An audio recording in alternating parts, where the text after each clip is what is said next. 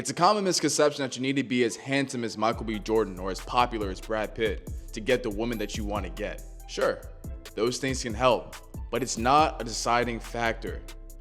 All you need to know is how to interact with women properly in a social setting in order to get them to like you.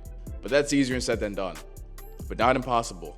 In this video, I'll be giving you 5 social skills that you need to have a positive experience with women, therefore increasing the amount of dates that you go on. Starting with number 1, being nonchalant. Stop caring so much. If there's anything I took from my time in college, is that less is definitely more when it comes to women.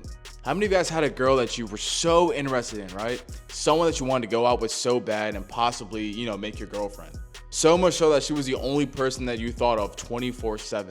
And every time you were in her presence, you shower her with attention and, put her on a high pedestal. Like she could do nothing wrong. Like she was the queen.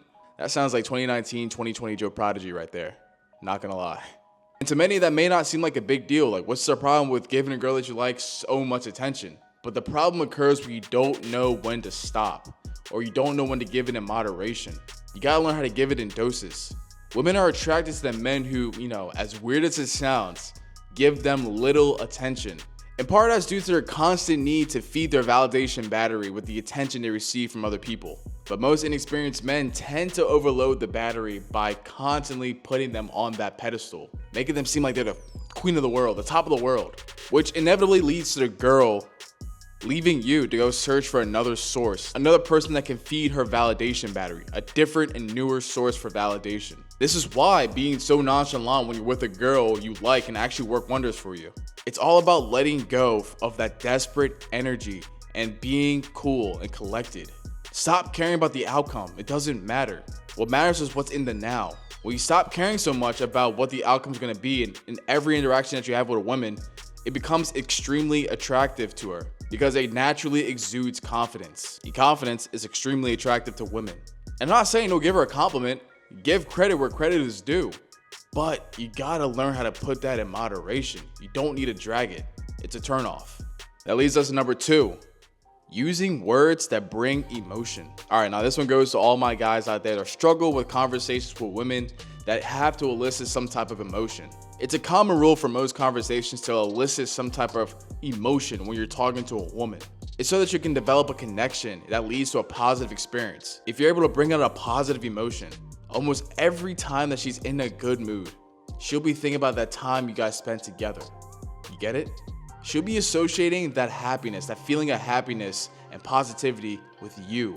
And there's one study that supports the effectiveness of using words that evoke emotions in social interactions. And the study found that individuals who use emotionally charged language during their interactions were perceived as more attractive and, more likable by their partners. Also, these individuals reported higher levels of satisfaction with the interaction compared to those who use neutral or, less emotional, engaging language. But using our emotions in conversation is easier said than done. We're men. We think logically, we don't think emotionally. Thinking with our emotions is like trying to rub your belly and pat your head at the same time. It's hard, but it's not impossible. So I'll give you a couple questions that you can ask in interactions that can elicit some type of emotion in the conversation. If you can live or travel anywhere in the world, where would you go and why? How do you like to spend your nights on the weekend? What about the weekdays? What's the craziest thing that you've done that you're proud of?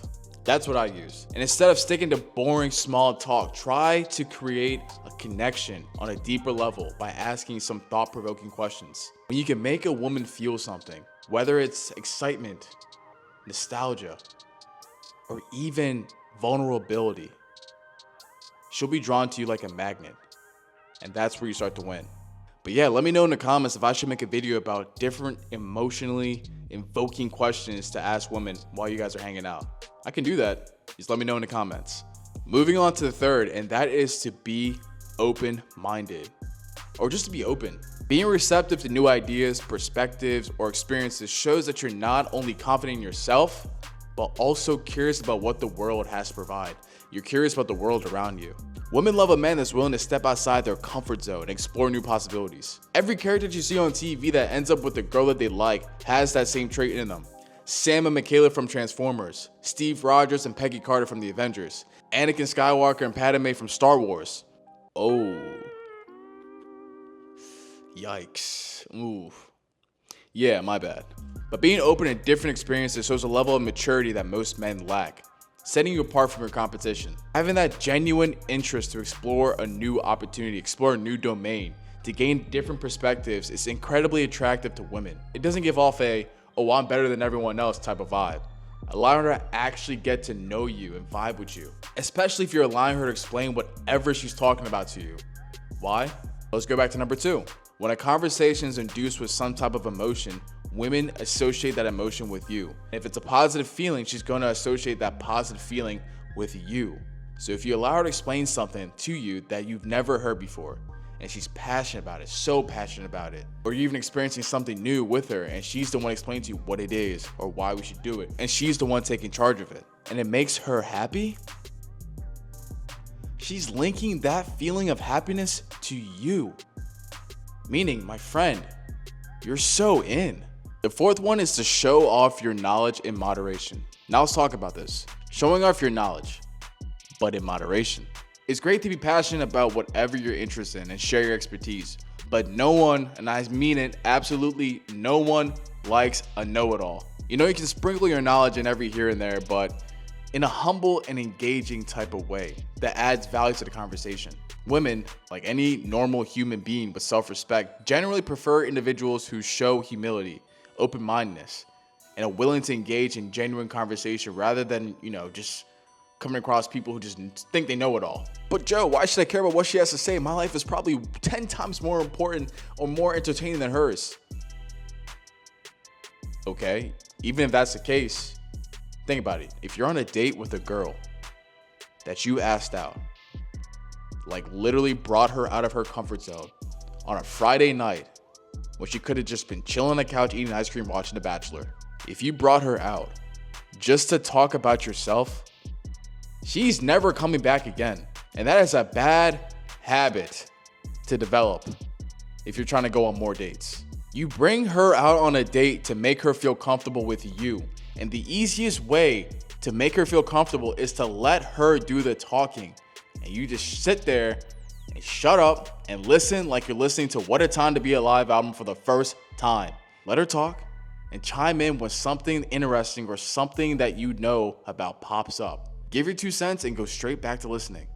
Remember, it's not about proving how much you know, but rather learning how to spark engaging discussions and learning from each other. That's the most important part about being on a date. That's the most important part about being in a conversation with someone. Now, if she doesn't know about Kinksters, go ahead and shut her up and talk about everything you know about Kinkster. Talk to her about how it's a free game in the app so that you can literally work on your problem-solving skills and your decision-making skills in the easy comfort of your bed or while you're taking a shit on the toilet. It's all about preference and comfortability. Don't forget to mention that it's free in the App Store. Probably the funnest game you ever play ever in your life on your phone. And if she wants to know where to find it, it's free in the App Store, and I'll put a link down in the description below. All right, so far I told you to be nonchalant, to use words that bring out emotion in a conversation, to be open-minded, and to show off your knowledge and moderation. Now let's go to the last one, which is defending yourself. It's crucial to know how to defend yourself. And I'm not talking about in physical alterations, which you probably should also focus on, but I'm not going to focus on that in this video. Rather, you need to learn how to stand up for yourself in a confident and respectful manner when faced with challenges or disrespect from a woman. All right? Most women like to do this thing that they call the shit test. In most cases, a shit test is a woman's way of unconsciously making sure that you are who you say you are, making sure you're the person that you presented yourself to be.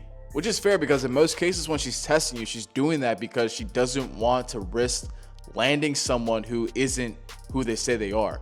Women take a huge risk when they get pregnant, especially with someone who isn't who they say they are. Men who are emotionally weak, get triggered easily, or are unable to stay congruent or stoic in the face of her test, it shows that you can't handle shit when shit hits the fan. And these tests give her an idea of how you respond in the future when shit gets emotionally difficult in situations. Coupled with the fact that women are more hypergamous than men, meaning they will look for the best option for a man that they can get. Most of the time, women date across and above in terms of physicality or what they see on the surface. So defending yourself from these annoying shit tests is crucial. And the best advice I can give you is to be aware that these little shit tests will appear and just maintain a stoic frame. Maintain your stoic frame. But to make this a little positive, they're not all that negative. I'll give you an example. Say that you finally gather up the balls to go approach a girl, and she says, "Are you hitting on me?" Don't say something stupid like, nah, see, look, I was on my calculator app. I was just trying to check the weather, stuff like that. Don't say that. Don't say that. Just calmly say, "Yes. Where are you from?"